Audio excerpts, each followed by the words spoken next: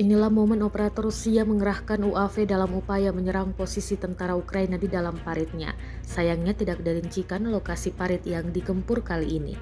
Rekamannya beredar di Telegram pada Sabtu 31 Agustus 2024. Dalam keterangan unggahan disebutkan pekerjaan operator UAV untuk menghancurkan personel angkatan bersenjata Ukraina dipamerkan Rusia. Parit yang dihuni tentara Ukraina dijatuhi rentetan serangan granat. Granat dijatuhkan dari UAV dan sukses mengenai sejumlah besar parit militer Ukraina di wilayah tersebut. Selain itu, pasukan Rusia juga memasuki parit dan menembaki tentara Ukraina di dalamnya.